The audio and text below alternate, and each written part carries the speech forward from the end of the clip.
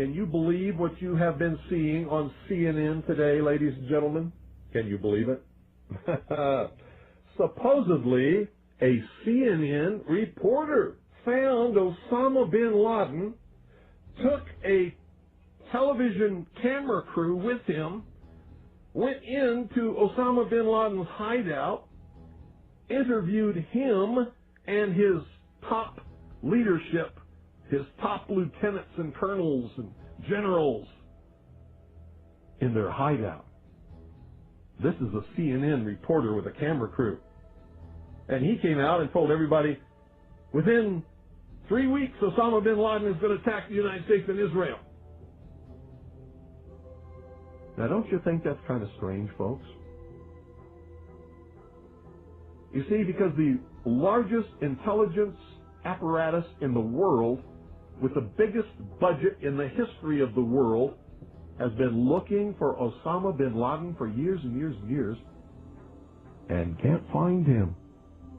A reporter from CNN and his little camera crew got in to Osama bin Laden's secret hideout and conducted an interview. If you don't believe me, tune into CNN. They're probably running it right now as I'm speaking.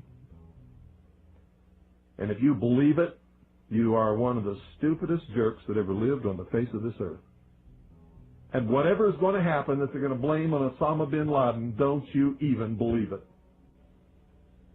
When in hell are all you people going to wake up?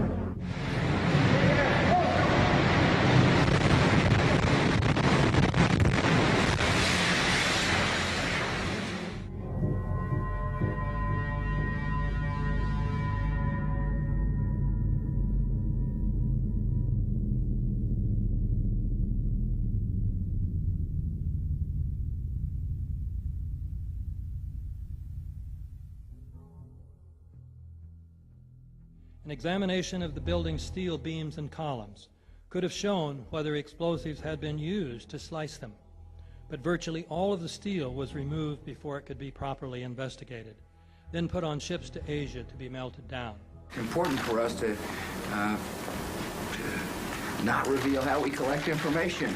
That's what the enemy wants. And you have no evidence that the government's behind 9/11, and I frankly think it's an awful thing to allege, considering it's not true, and you haven't proved that it is. It's totally implausible. Like, we would report that if that were true. Because these guys own our government. They print our money, and they own not only the government, but they own you. You are their property. So, in other words, these guys print the money, they run the country, and they own you, and they own everything around it. And so they make the laws, and that's why they can decide who can kill who, and who can get away with who, and who can get away with whatever, because they make the laws and they decide, all right?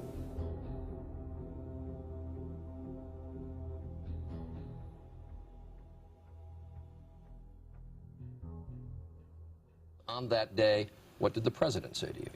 The president, in a very intimidating way, left us, me and my staff, with the clear indication that he wanted us to come back with the word that there was an Iraqi hand behind 9/11, because they had been planning to do something about Iraq from before the time they came into office. Did he ask about any other nations other than Iraq? No, not at all. It was Iraq, Saddam, find out, get back to me. And were his questions more about Iraq than about al-Qaeda? Absolutely. absolutely. He didn't ask me about al-Qaeda. And we said, but Iraq had nothing to do with this. And that didn't seem to make much difference.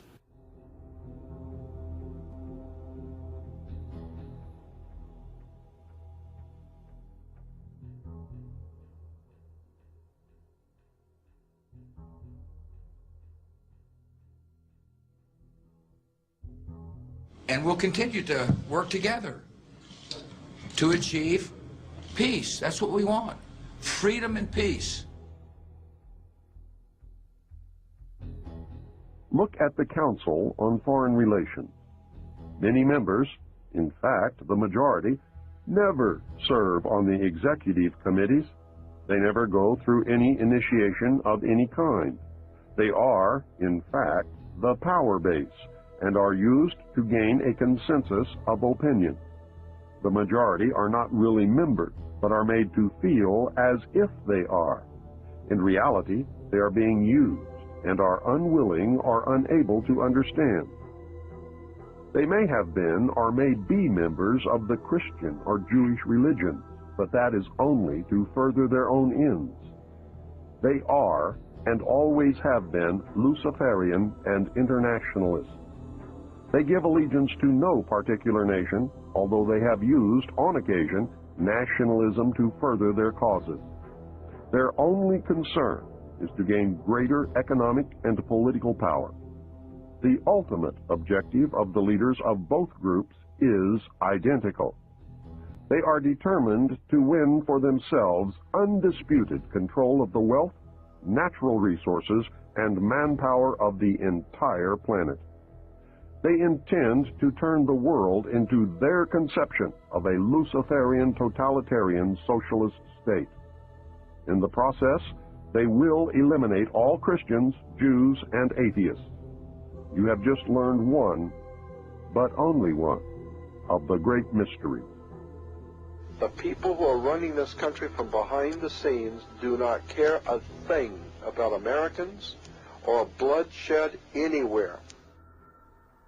I think we're going to awaken one day to find out that we've all been too relaxed and entertained and watching television and being entertained with all the cares of life, never realizing what is going on in this country.